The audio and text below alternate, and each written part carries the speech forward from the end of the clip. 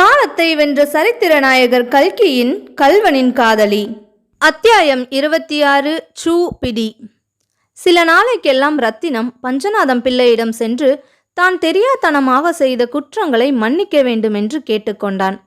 பஞ்சநாதம் பிள்ளை அவன் முன் செய்த குற்றங்களையும் பொருட்படுத்தவில்லை, இப்போது மன்னிப்பு கேட்பதையும் பொருட்படுத்தவில்லை. அவன் அவ்வளவு பணிவு கொண்டு பேசியது அவருக்கு சிறிது வியப்பு அளித்ததாயினும் அதை பற்றி அதிகமாக சிந்தனை செய்யாமல், தம்பி, நீ என்னை மன்னிப்பு கேட்கவாவது நான் உன்னை மன்னிக்கவாவது, இதெல்லாம் எதற்காக? உன்மேல் எனக்கு ஒரு கோபமும் இல்லை, போய் வா என்று சொல்லிவிட்டார். அவருடன் சிநேகம் செய்து கொண்டு அடிக்கடி அவர் வீட்டுக்கு வருவதற்கு சந்தர்ப்பம் ஏற்படுத்தி கொள்ளும் நோக்கத்துடனே ரத்தினம் வந்தான். அந்த நோக்கம் நிறைவேறாமற் போகவே சலிப்புடன் திரும்பிச் சென்றான். பிறகு அவன் இன்னும் 2-3 தடவை மானத்தை விட்டு பஞ்சநாதம் பிள்ளையின் வீட்டுக்கு போனான். அப்போதெல்லாம் தூரத்தில் கல்யாணி அங்குமிங்கும் நடமாடுவதை பார்க்கத்தான் முடிந்தது.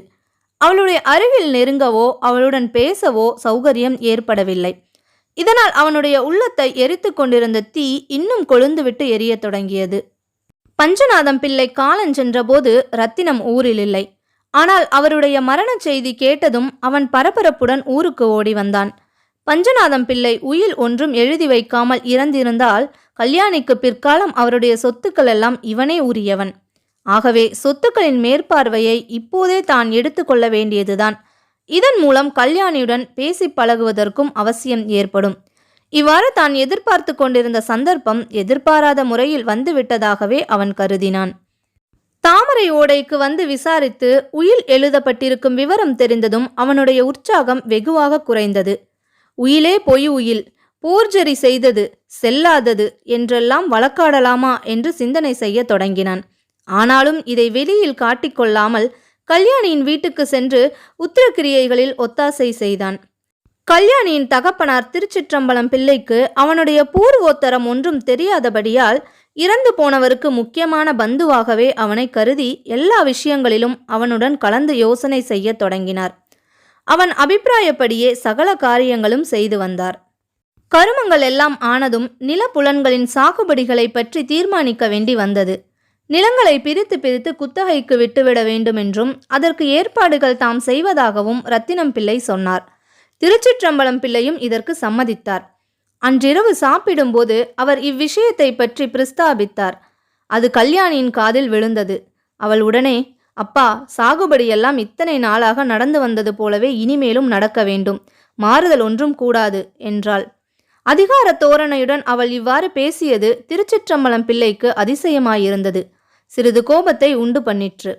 உனக்கென்ன தெரியும் இதெல்லாம்?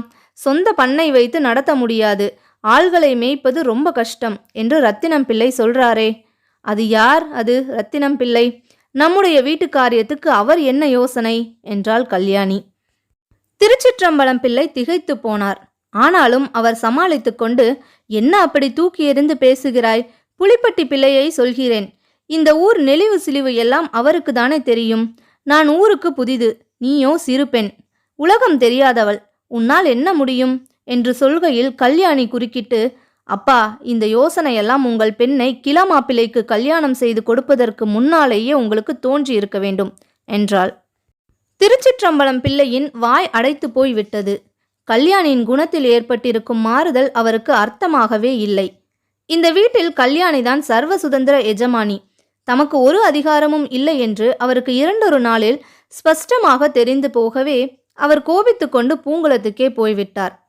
பிறகு கல்யாணியும் அவளுடைய வயதான அத்தை ஒருத்தியும் அந்த வீட்டில் வசித்து வந்தார்கள். பண்ணை காரியங்கள் எல்லாம் எப்போதும் போலவே நடந்து வந்தன. காரியஸ்தர்கள், குடிப்படைகள் எல்லாரையும் கல்யாணி அடிக்கடி வீட்டுக்கு தெரிவித்து நேரில் உத்தரவிட்டு வந்தாள்.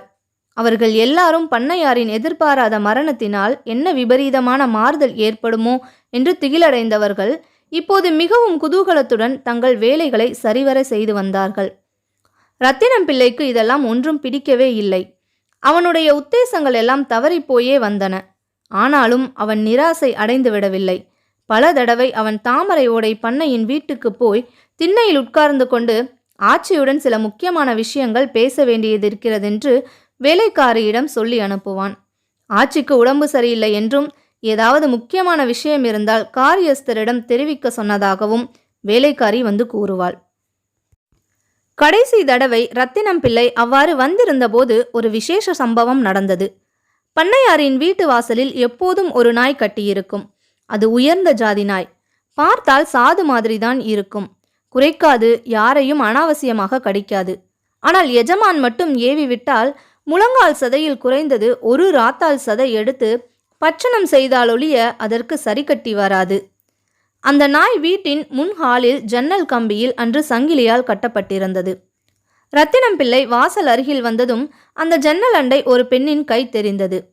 அந்த பொன் வளையல் அணிந்த அழகான கை அந்த நாயை கட்டியிருந்த சங்கிலியை அவிழ்த்து விட்டது. சூ என்ற மெல்லிய சத்தமும் கேட்டது.